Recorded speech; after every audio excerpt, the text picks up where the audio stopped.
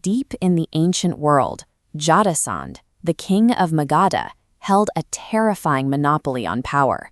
He had captured 100 rival kings, keeping them imprisoned for a massive, impending human sacrifice. This created a total political deadlock. King Yudhishthira needed to establish a righteous empire to bring stability to the region, but any path to peace was blocked by Jarasandha's absolute reign of terror. Marching a traditional army against Magadha was impossible. Jarasandha commanded overwhelming military forces and possessed a supernatural invulnerability that made him completely untouchable on a conventional battlefield. Knowing a frontal assault would fail, Krishna initiated a highly unorthodox tactical maneuver. He, along with the elite warriors Bhima and Arjuna, disguised themselves as 3 frail, unarmed Brahmins, walked right into Jarasandha's stronghold, and requested a Malayut, a hand-to-hand wrestling match. Looking at these seemingly harmless priests, Jarasandha outright dismissed them.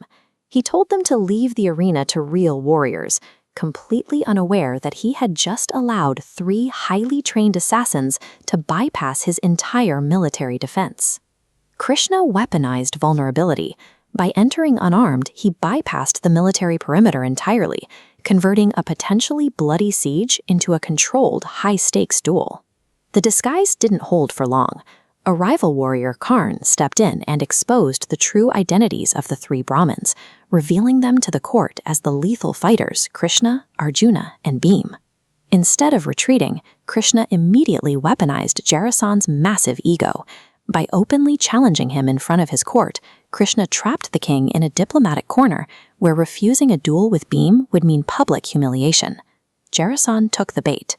To understand the fight that followed, we have to look at Jarasandha's bizarre biology. He was actually born dead, delivered as 2 completely separate lifeless halves of an infant. This diagram shows how the demoness Jara fused these halves together. This resurrected him with a supernatural physiology, entirely immune to standard weapons. But that dark resurrection left a single fatal flaw. The anatomical seam remained the one structural vulnerability in his indestructible form. Bhima exploited this exact weakness. In the brutal climax of their combat, he bypassed the king's invincibility by gripping him and tearing his body violently apart directly along that center biological seam. Defeating the ancient world's greatest tyrant required 0 heavy weaponry.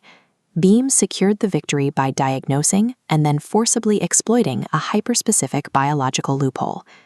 The dust hadn't even settled before Karna halted the celebration.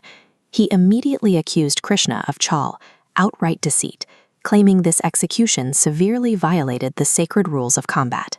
Karna argued based on strict procedure. By traditional law, a wrestling match must continue fairly until one warrior formally yields or dies of natural exhaustion. Bypassing the fight to intentionally tear an opponent apart was, in Karna's eyes, a war crime. Krishna countered this by reminding Karna of his own past. He asked Karna why he had once preemptively killed a snake before it could strike his innocent charioteer. This animation of the scales of justice illustrates Krishna's logic. Jarasandha's nature was to terrorize.